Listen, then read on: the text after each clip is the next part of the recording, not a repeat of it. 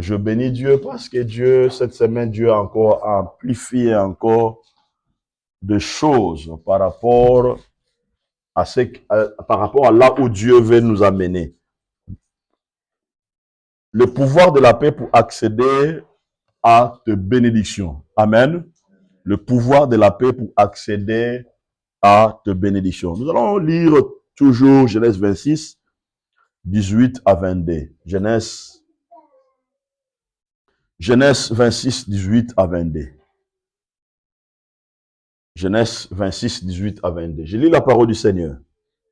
Isaac creusa de nouveau le puits d'eau qu'on avait creusé du temps d'Abraham, son père, et qu'avait comblé les Philistins après la mort d'Abraham. Il leur donna le même nom que son père leur avait donné. Les serviteurs d'Isaac creusèrent encore dans la vallée. Ils trouvèrent un puits d'eau vive. Le berger de Guérar querellèrent le berger d'Isaac en disant, l'eau est à nous. Il donna au puits le nom d'Ézek parce qu'ils étaient disputés avec lui.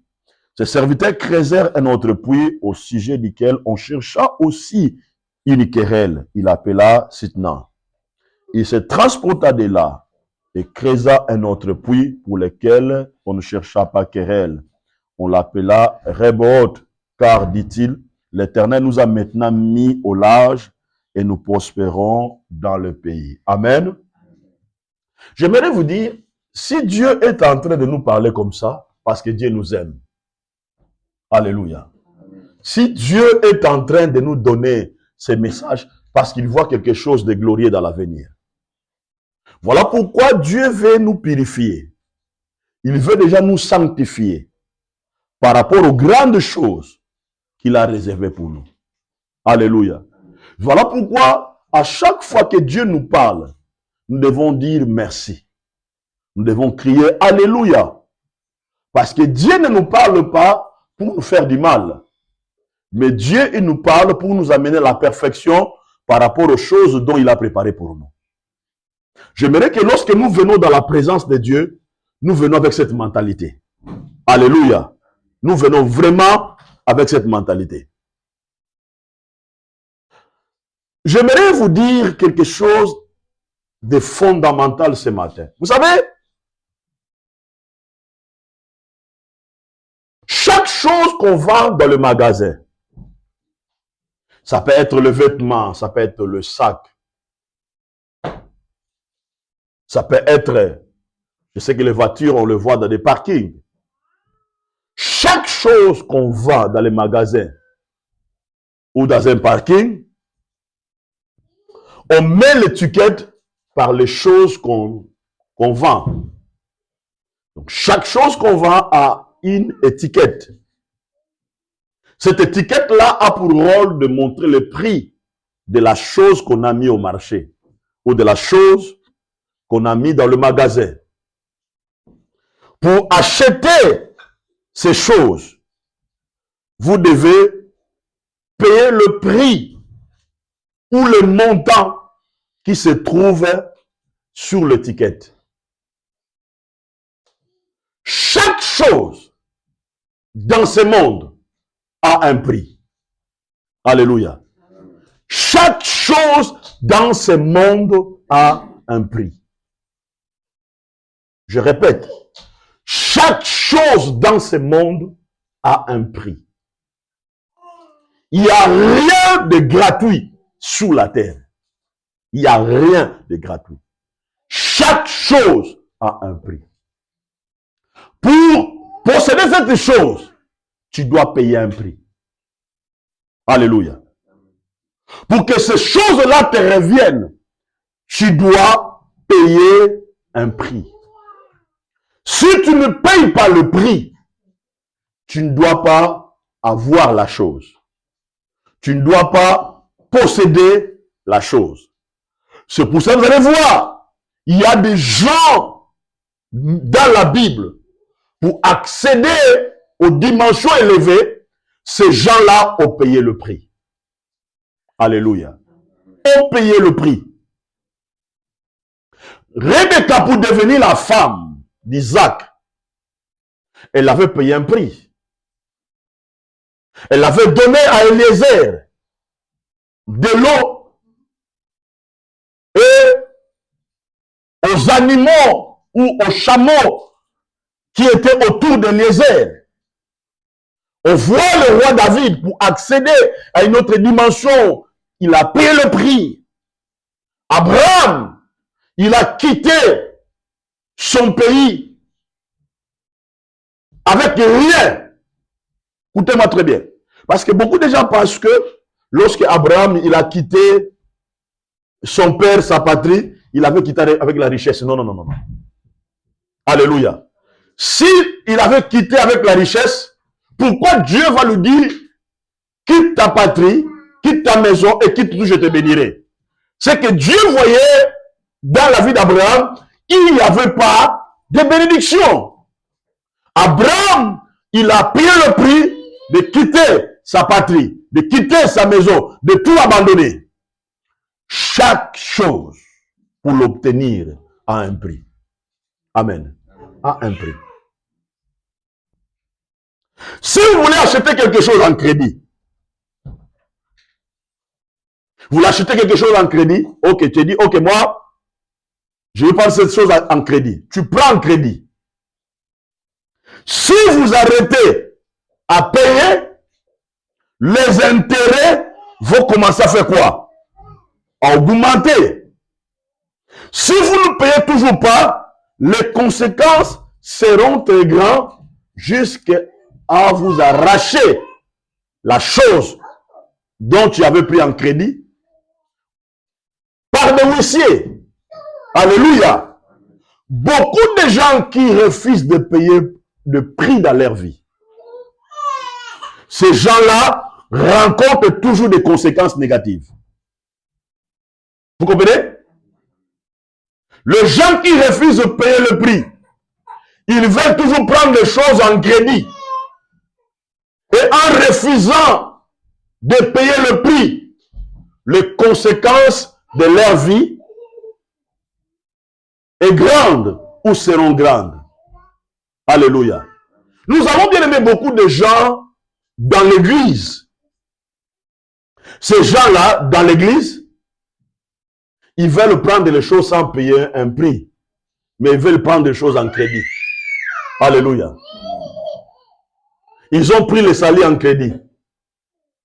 Ils ont pris Dieu en crédit. Ces gens-là, vous constatez, ils n'ont pas de motivation. Vous comprenez? Pour venir même à l'église, il faut qu'on les pousse. Il faut que vous parlez. Pour payer un prix. En priant, gêner, se donner à 100%. Non, ils n'ont pas cette mentalité. Alléluia. Parce que eux, ils ont pris les choses en crédit. Mais ils oublient quelque chose. Ils oublient quelque chose. Quand tu prends quelque chose spirituel en crédit, les démons font quoi? Ils circulent. Ils vont commencer à faire quoi? À marcher. Et quand ils viendront, ils trouvent que tu n'arrives pas à payer le prix. Qu'est-ce que les démons vont faire? Ils vont venir habiter dans ton corps. Ils viendront causer des conséquences dans ta vie. Alléluia. Parce que tu as pris les choses spirituelles en crédit et tu ne veux pas même payer. Alléluia. Et qu'est-ce qui va se passer?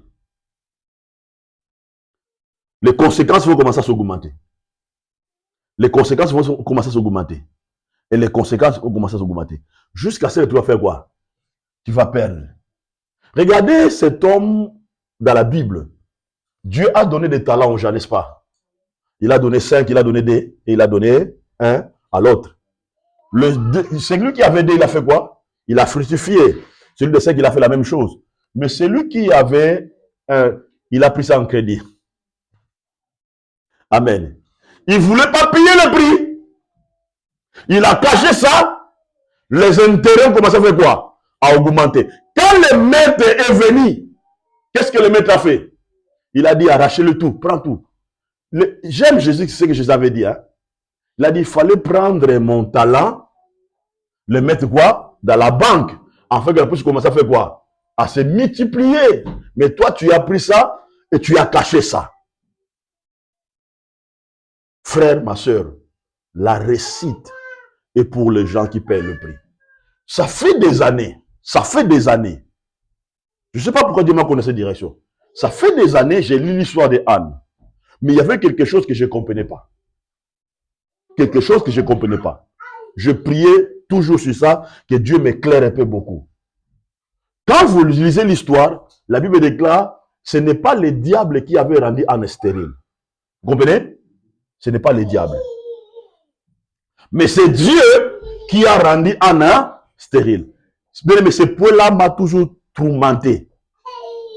Toujours tourmenté. De comprendre comment Dieu peut rendre Anne stérile. Comment? Il a rendu Anne stérile. Les gens ont pris ça comme un moyen de critiquer Anne, de l'humilier. Mais Dieu voyait tout ça. Frère, ma soeur, hier, je entre dans la salle de bain. Dieu m'a donné la réponse. Dieu m'a donné la réponse pourquoi il avait rendu Anna stérile. La réponse est simple que Dieu m'a donnée. Dieu m'a donné la réponse en disant que il avait rendu Anne stérile pour permettre à Anne de développer une vie de consécration en lui. J'ai dit bon, en bon, le Seigneur m'a dit oui. Je lui avais rendu stérile pour permettre à Anne de développer une vie de consécration pour éclairer sa destinée. Regardez ce que Dieu m'a dit encore. Dieu m'a dit, regarde-moi mon fils. Au commencement, j'ai créé les ténèbres et la lumière. Le Seigneur m'a dit, tu vois comment me poser la question, pourquoi j'ai créé la lumière et le ténèbre? Dieu m'a éclairé. Vous savez, si sur la terre, nous n'avions que la lumière, ou faisons ceci. Nous avons la lumière et les ténèbres, n'est-ce pas? Nous avons la nuit et le jour, n'est-ce pas? Si Dieu enlève la nuit, notre vie aura un problème. Vous comprenez? Notre vie aura un problème. Si Dieu enlève aussi la lumière, il laisse que le ténèbre, notre vie aura un problème. Pourquoi Dieu a fait?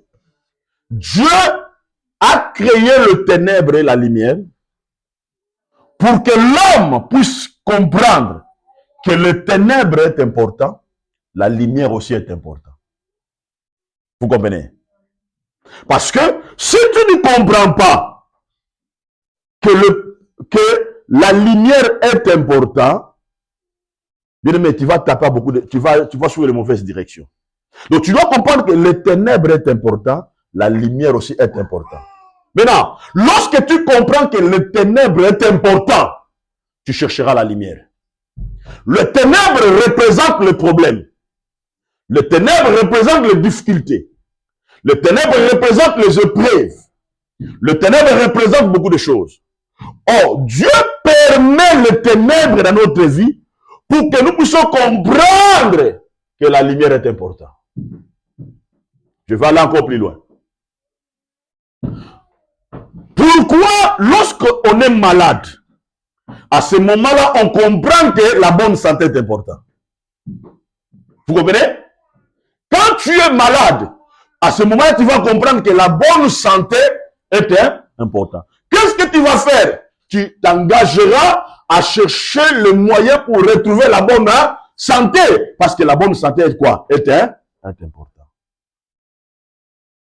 Il y aura des motivations, de la détermination qui te poussera à chercher la bonne santé. C'est pour cela. Lorsque tu traverses le ténèbre, tu traverses des difficultés, tu dois comprendre que la lumière est importante. Tu dois engager une vie de combat. Tu dois être déterminé.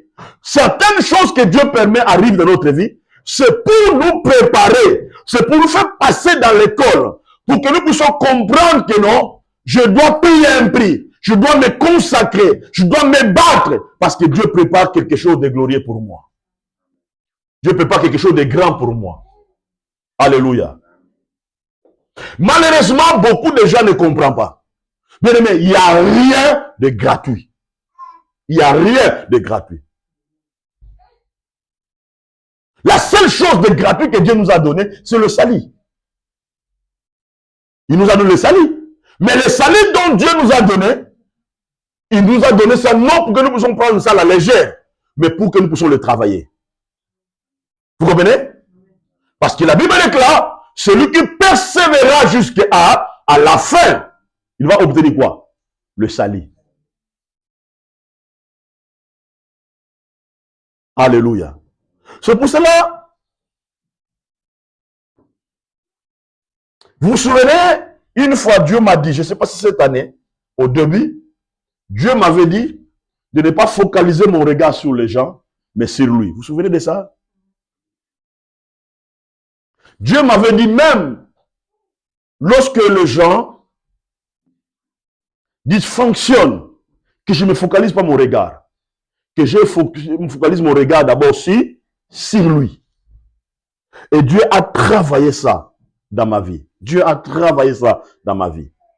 Et Dieu m'a dit, c'est comme ça que je dois beaucoup plus se focaliser. Mettre mon regard sur lui. Alléluia. Frère, ma soeur, nous vivons dans un temps où les gens qui sont sages et intelligents ne peuvent pas baisser les bras. Parce que le monde commence à changer. L'économie commence à changer. Beaucoup de choses commencent à faire quoi? À changer. Si tu ne bâtis pas ta vie sur Dieu, si tu ne comprends pas que tu dois payer un prix maintenant pour ton avenir en Christ, bien-aimé, tu vas regretter. Alléluia. Tu vas regretter. Je vais prendre quelques points dans cet enseignement pour essayer de compléter certaines compréhensions dans votre vie.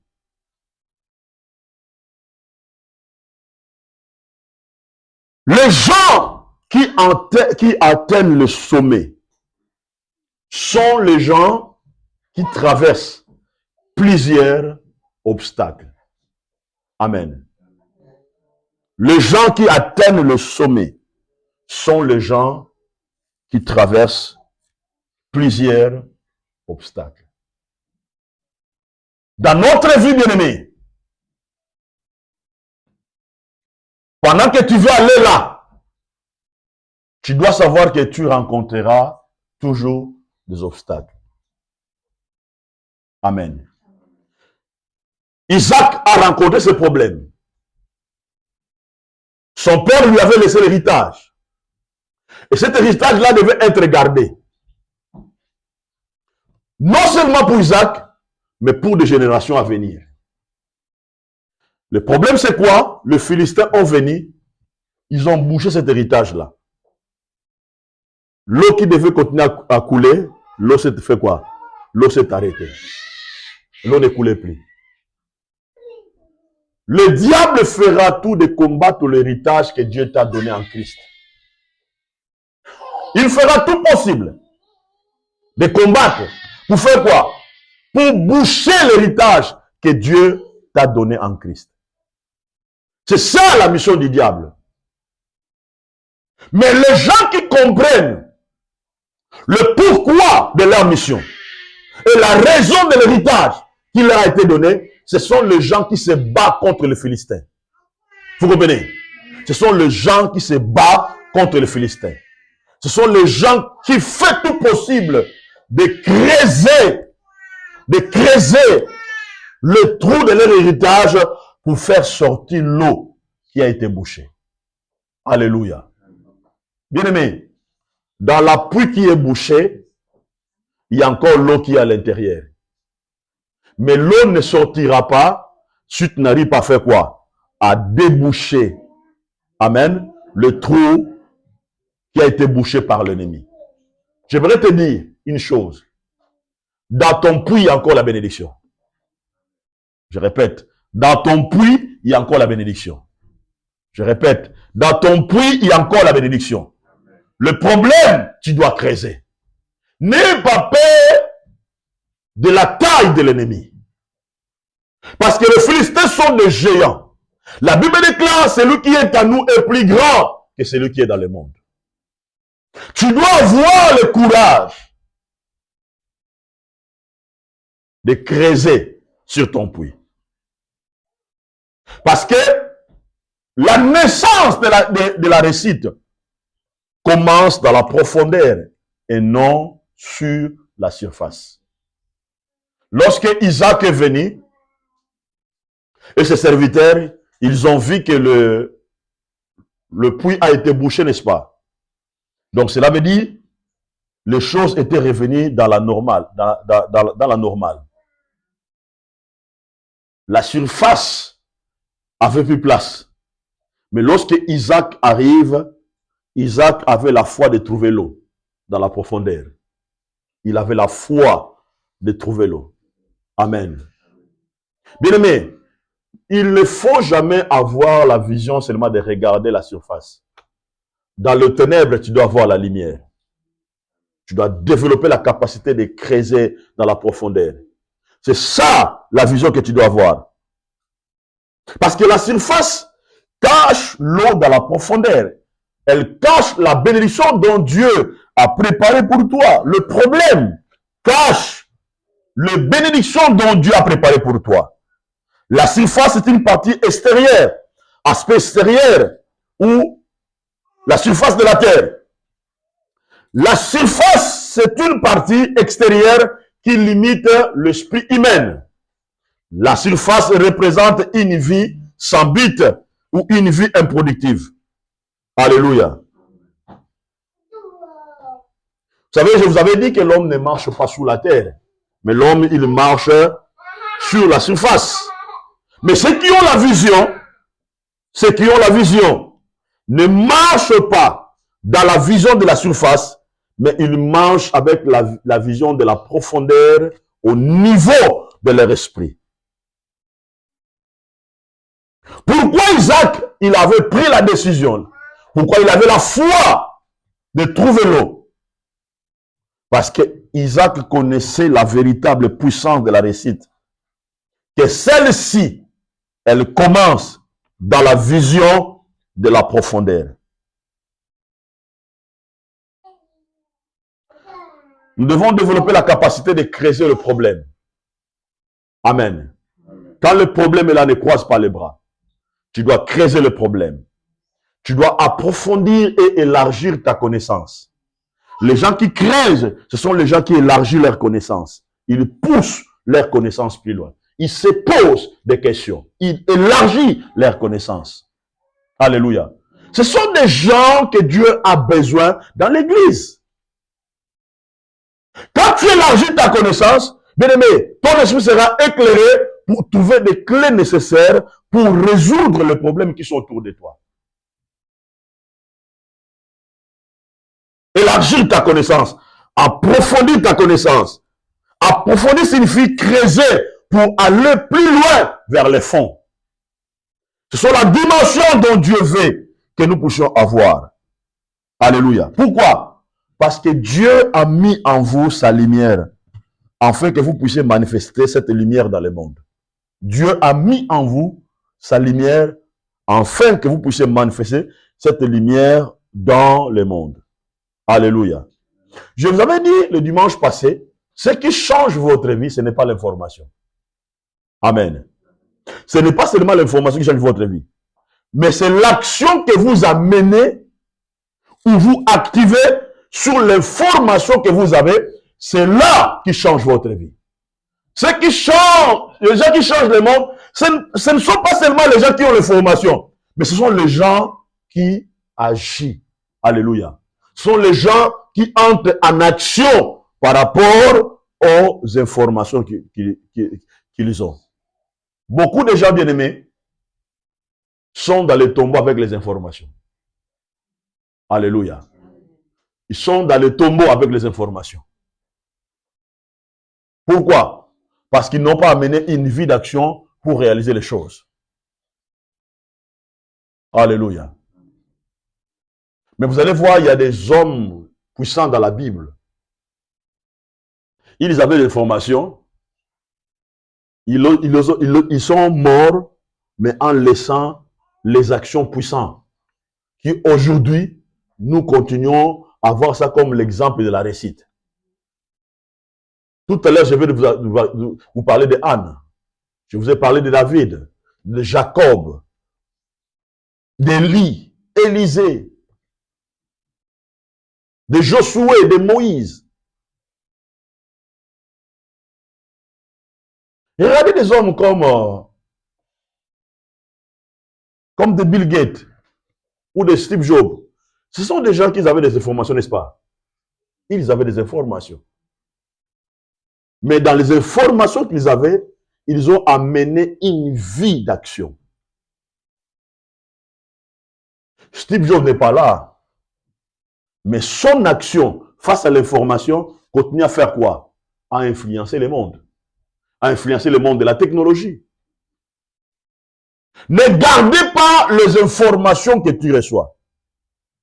Mais tu dois agir par rapport aux informations que tu reçois. Et c'est là qui va activer de bénédictions ou de miracles dans ta vie. Alléluia. Maintenant, regardez ce qui se passe ici. Isaac, avec ses serviteurs, ils ont creusé le premier puits, n'est-ce pas? Et lorsqu'ils ont creusé le premier puits, ce puits-là a créé un problème. Ce puits-là a créé des disputes. Les gens de Guérard, le berger de Guérard, se querellèrent contre le berger d'Isaac. La Bible déclare jusqu'à disputer. Isaac, il a abandonné la première puits pour aller creuser le deuxième. En creusant le deuxième puits, il y a eu encore des problèmes. Il y a eu encore des querelles et des disputes. J'aimerais que vous puissiez retenir ce que je viens de dire tout à l'heure parce que je voulais un peu essayer de parler des choses importantes ici.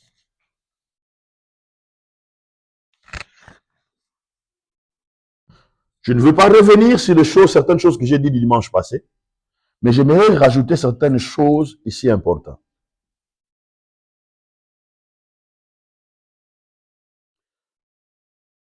Le querelle commence par le transfert de l'énergie qui vient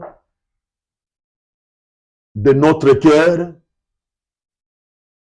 C'est là où le querelle commence. Parce que le querelle ne peut jamais commencer sans l'énergie venant derrière la pensée de la personne ou de la vision de la personne. Derrière chaque querelle, il y a une énergie. Alléluia. Le querelle amène le dispute. Le dispute amène le manque de paix. Et le manque de paix vole la bénédiction. Alléluia. Suis-moi très bien, je vais vous expliquer quelque chose de très fondamental. Le querelle commence par le transfert de l'énergie qui viennent de notre cœur.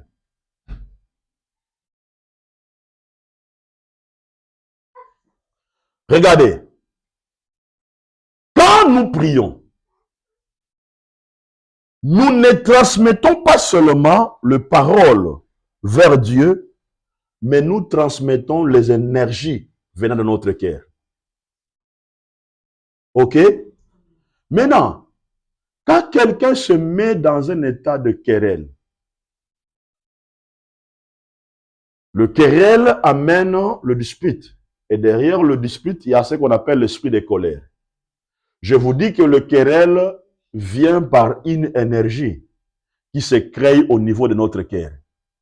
Maintenant, c'est pour cela, quand vous priez, on vient devant Dieu. En réalité, quand nous prions, nous transmettons les énergies venant de notre cœur auprès de Dieu. Ok? Suis-moi très baissé. Si je suis dans le tas de colère ou de querelle, il y a une énergie qui se crée à l'intérieur de moi.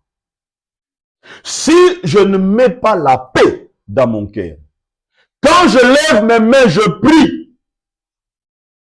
En réalité, je suis en train de transmettre à Dieu mes colères et mes révoltes.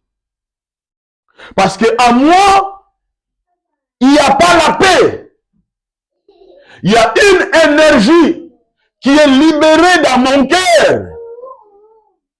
Regardez, c'est pour cela que la Bible déclare, si tu as un problème avec ton frère, ne donnez pas premièrement les offrandes. Vous comprenez? Parce que derrière les offrandes, il y a une énergie. Il y a une force. Dieu s'interagit avec nous par les énergies que nous libérons. Vous comprenez? Maintenant, si toi tu as des problèmes, tu as des disputes ou des querelles dans ton cœur, il y a une énergie qui se crée. Maintenant, quand tu prends ton offrande pour présenter à Dieu, en réalité, tu es en train de présenter les énergies liées par rapport à ton état intérieur. Maintenant, quand tu viens déposer ça, quand Dieu regarde, Dieu va regarder les énergies négatives dont tu as libéré dans son royaume. Et Dieu ne va pas regarder ça. Vous comprenez? Dieu ne va pas regarder ça. C'est pour ça que la Bible déclare, vous demandez à Dieu, vous ne recevez pas, parce que vous demandez mal. Dieu a dit ceci. Tu peux te mettre dans un état de colère, mais ne dormez pas avec la colère. Parce que lorsque nous dormons la nuit, en réalité, nous libérons les énergies. Si cette énergie-là est positive, Dieu va se connecter à ça. Si cette énergie-là est négative, le diable va se connecter. C'est pour ça que vous allez voir, le diable souvent, il attaque beaucoup de gens la nuit à cause des énergies négatives que les gens libèrent. Bien aimé, ça fait des années, Dieu m'a éclairé sur ça. Ça fait des années, Dieu m'a éclairé sur ça. Je vais vous donner un témoignage. Lorsque j'étais encore frère dans le Seigneur, j'étais intercesseur, gagneur d'âme, choriste, je jouais beaucoup de rôles. Maintenant, Dieu m'utilisait beaucoup, surtout dans des guérisons et des miracles. Maintenant, tous mes amis, les autres sont vivants aujourd'hui, les autres sont déjà partis, ils s'étonnaient de la manière dont Dieu m'utilisait. Ils me posaient des questions, quel est ton secret? Moi, à l'époque, là, j'étais aussi, je peux dire, ignorant aussi. Je manquais des arguments pour leur expliquer. Les autres diraient, c'est par rapport à ma vie de sainteté, c'est par rapport à ma vie de prière, c'est par rapport à ma vie de jeûne. Mais par après, je compris que ce n'était pas à cause de ça. C'était à cause de l'état de mon cœur. J'ai compris ça par après. C'était par rapport à l'état de mon cœur, par rapport aux énergies positives venant de mon intérieur que je libérais auprès de Dieu. Parce que depuis que j'étais jeune là, je refusais toujours les problèmes. Je refusais tout que les problèmes soient gardés dans mon cœur. Je refusais ça. Un jour, on priait, je n'oublierai jamais ces jours-là. On priait, on faisait des délivrances. Une sœur est tombée. Elle est tombée. Je ne connaissais pas la raison. Si elle était possédée, je ne sais pas. Si c'était par la puissance de Dieu que Dieu l'a, je ne sais pas. Elle est tombée. Tout d'un coup, la sœur, elle est devenue raide. Vous comprenez? C'est comme si elle est morte. Maintenant, j'avais un frère. Son cœur était mal. Mais à l'époque, lui, il prêchait. Il prêchait. Son cœur était rempli de jalousie, tout ça, beaucoup de choses, tout ça. Elle n'arrivait pas même à me sentir tout ça. Mais elle prêchait. Ce jour-là, la sœur, cette frère-là, la sœur, elle était vraiment... Et Dieu, gloire à Dieu, ce jour-là, c'était lui qui prêchait. Frère, le frère, il a fait tout possible. Il a fait tout. La sœur, elle ne s'est réveillée pas. Maintenant, dans les quartiers, vous savez, à l'époque, on priait, le terrain était vide, tous les gens regardaient et tout ça. Les gens étaient déjà prêts, les gens faisaient déjà des bruits déjà, tout ça. Je viens avec humilité. Je fais comme ça. Est-ce que je peux prier? Maintenant, il y a un frère, il est avec moi en Angola, il me connaissait déjà. Je dis, ok, laissez-le prier.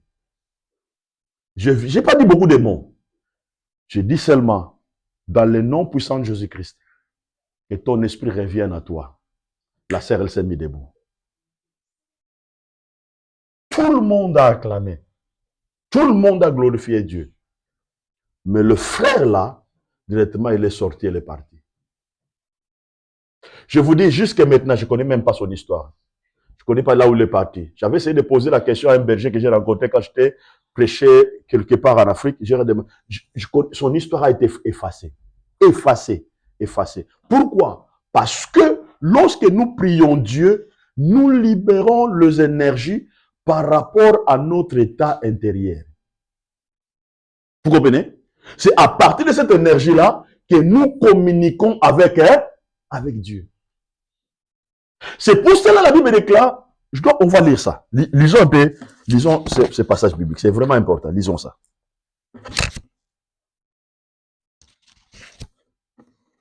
Lisons ça. Hébreux 12, 14 à 15. Je vais lire ça parce que je ne voulais pas revenir sur certaines choses que j'ai dit dimanche passé pour essayer vraiment de poser certains fondements puissants dans votre vie.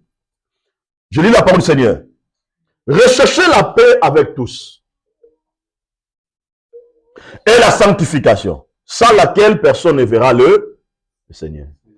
Veillez à ce que nul ne se prive de la grâce de Dieu, à ce qu'aucune racine amertume poussant des rejetons ne produise du trouble, que plusieurs s'assoient, quoi?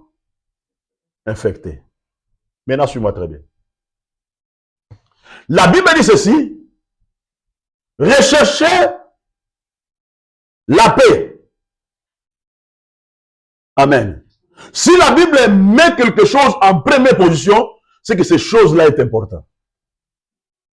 Amen. C'est que ces choses-là est important. Cherchez la paix. Dans notre sens, la Bible déclare, cherchez premièrement la paix, parce que la Bible le met en première position. Cherchez la paix. Avec tous. Virgule. Et là, la sanctification. La sanctification vient en deuxième position. La paix commence en première position. Parce que la paix, c'est Christ lui-même. La paix est la source de la bénédiction. Bien-aimé, tu ne peux jamais prospérer. Tu ne peux jamais bâtir quelque chose de puissant si à l'intérieur de toi, il n'y a pas la paix. Amen. Il y a des gens, bien-aimés, ne comprennent pas que le diable utilise des querelles pour te voler la paix. Et quand ta paix est volée par l'ennemi, ton futur, ta bénédiction aussi est volée. Regardez. Il dit, veillez à ce que nul ne se prive de la grâce de Dieu. Veillez à ce que nul ne se prive de la grâce de Dieu. Parce que c'est la grâce de Dieu qui est la source de notre bénédiction. C'est la grâce de Dieu qui est la source de notre salut. Veillez à ce que nul ne se prive de la grâce de Dieu. À ce qu'aucune racine d'amertume. Vous comprenez? Aucune racine d'amertume. Parce que les amertumes sont des racines. Ça fait quoi? Poussant des rejetons. Et quand elle le pousse, elle va faire quoi? Elle va produire des fruits. Vous comprenez? Elle va produire des fruits. C'est-à-dire elle va produire des résultats négatifs et chaotiques. Elle fait quoi? ne produisent du trouble, que plusieurs n'en soient infectés. Alléluia. Regardez, quand il y a eu le querelle entre le serviteur d'Isaac et des serviteurs de berger de Guérard, qui avait commencé? C'était le serviteur d'Isaac?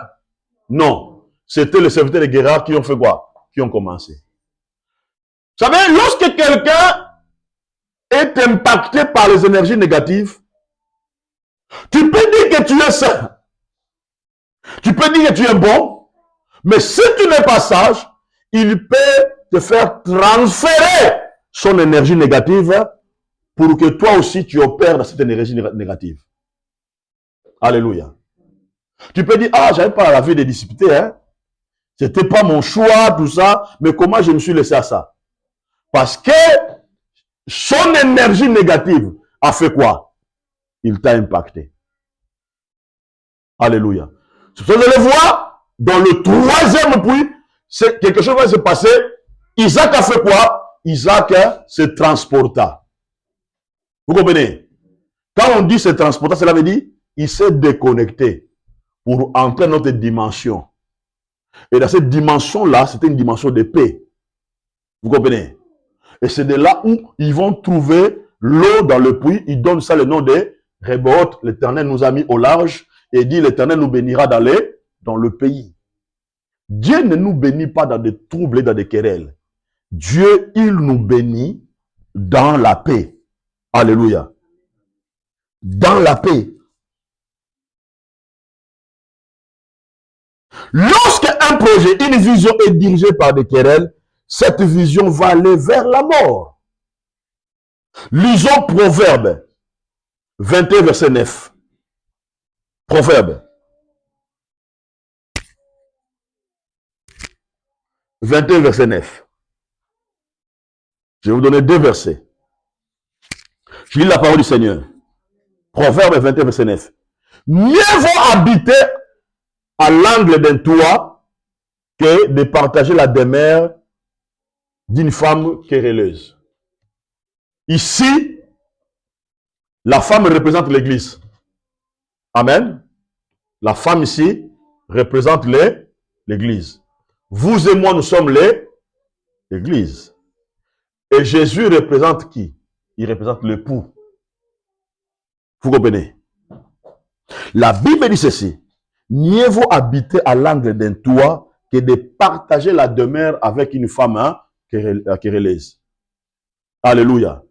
Cette femme querelleuse, ça peut être quelqu'un de masculin ou de féminin. Vous comprenez? Parce que les gens qui sont querellés ici, les serviteurs d'Isaac et des bergers de Guérard, n'étaient pas des femmes.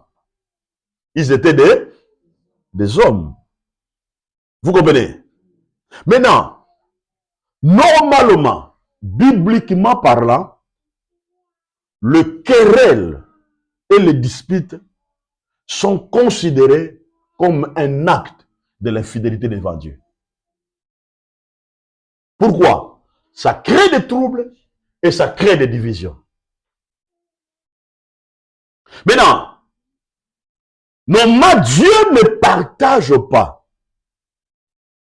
la demeure avec quelqu'un qui se laisse développer les énergies négatives. De quoi? De querelle. Dieu fait quoi? Dieu se détache. Ce n'est pas moi qui le dis, c'est la Bible qui le dit. Vous comprenez? Dieu fait quoi? Dieu se détache. Et la Bible déclare notre corps est le temple du Saint-Esprit. Notre corps. Maintenant, s'il y a des querelles intérieures dans notre vie, qu'est-ce qui va se faire? Dieu, le Saint-Esprit va faire quoi? Il doit se détacher. Souvent, les gens pensent que le querelle que nous créons seulement, c'est pour discuter entre l'homme et la femme ou entre amis. Non. Parfois, nous avons nos querelles intérieures. Le querelle intérieur est lié par rapport aux besoins, lié par rapport à une situation, lié par rapport à un projet, lié par rapport à tant de choses. Tu te querelles à l'intérieur, tu te querelles à l'intérieur. Tout ça, ça te vole la paix. Non, l'énergie capable de te donner la bonne direction, ça fait quoi? C'est des tâches. S'éloigne.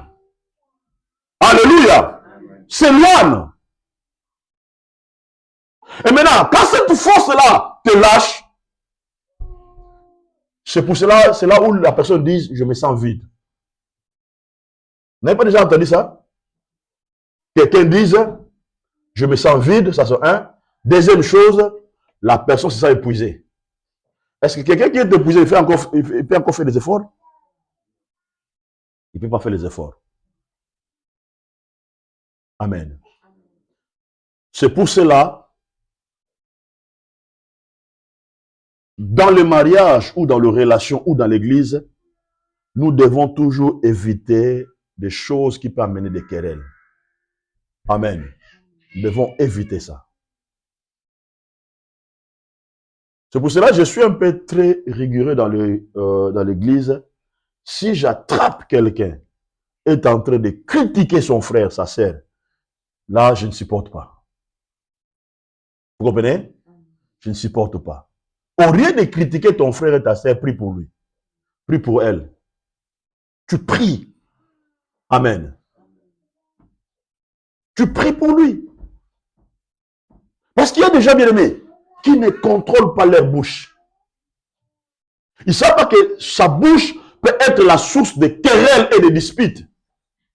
Et ça peut impacter toute une communauté, l'ensemble des gens.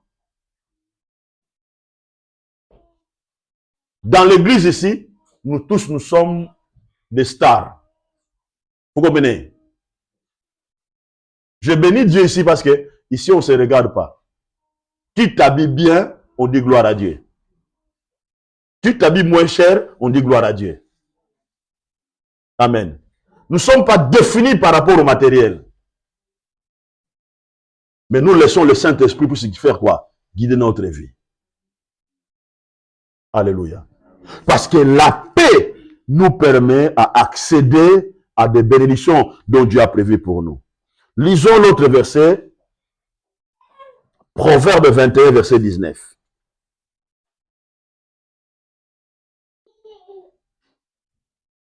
Proverbe 21, 19. Je lis la parole du Seigneur. Mieux vaut habiter dans une terre déserte qu'avec une femme querelleuse et irritable. Je répète, mieux vaut habiter dans une terre déserte qu'habiter avec une femme querelleuse et irritable. Alléluia. Donc on voit ici la sagesse de Dieu est en train de nous enseigner quelque chose de très important. Alléluia. Que nous devons éviter ce qu'on appelle le querelle. On parlait avec mon épouse, je crois, cette semaine. On parlait sur... Parce que beaucoup de gens ne comprennent pas que dans le livre des Proverbes, Salomon parle de la sagesse et de l'intelligence et de la connaissance, n'est-ce pas? Mais dans le livre d'Ecclésiaste, Salomon parle de la crainte de Dieu. Vous comprenez? Il parle beaucoup de la crainte de Dieu. Il parle de vanité, tout est vanité. Il parle, jeune, réjouis-toi de ta jeunesse, parce qu'un jour l'Éternel t'appellera. Il parle de la crainte de l'Éternel. Cela veut dire, je peux avoir la sagesse, je peux avoir l'intelligence, mais je dois ajouter la crainte de Dieu dans la sagesse que j'ai. Parce que la sagesse, c'est la capacité de faire le bon jugement devant le problème et devant les situations. Alléluia. Donc, lorsque tu développes la paix, tu laisses la paix régner en toi, dans ta vie, bien mais tu es en train de construire la réussite dans ta vie. Amen. Ton esprit sera calme, même si lorsque le vent est agité. Parce que le développement ne se fait pas dans le querelle. La transformation ne se fait pas dans les querelles, mais elle se fait dans la paix. Vous comprenez? Elle se fait dans la paix. C'est pour cela, nous devons vaincre les querelles liées à notre historique. Alléluia. Si avant, nos parents se sont disputés, dans la famille, dans notre famille, il y a des disputes, nous, on ne peut jamais se laisser notre fille dispute par rapport à ça. Vous comprenez? Nous, Dieu nous a sauvés par rapport à ça. Dieu nous a sauvés par rapport à ça. Dieu nous a délivrés par rapport à ça. Amen. Je ne peux pas commencer à discuter avec ma femme hein, parce que mon père, je voyais mon père se disputer avec ma mère. Non! Je ne peux pas se laisser impacter par rapport à cette historique-là. Amen. De dire que dans ma famille, les gens sont comme ça, nous, c'est des disputes. Non, non, non, non, non, non. Tu dois te détacher par rapport à toi. Toi, tu dois construire ta vie par rapport à la paix. Amen. Parce que tu as besoin de trouver ta pluie d'eau. Parce que toi, tu as besoin d'impacter ta génération. Amen. Et lorsque Isaac a fait ça, la Bible déclare qu'il trouva l'eau. Pour terminer, la Bible déclare, les années après, Abimelech est roi, il est venu visiter Isaac avec un général d'armée, avec toute une équipe, avec tout un gouvernement. Mais Isaac, dans son cœur, il avait gardé de la rancune. Vous comprenez?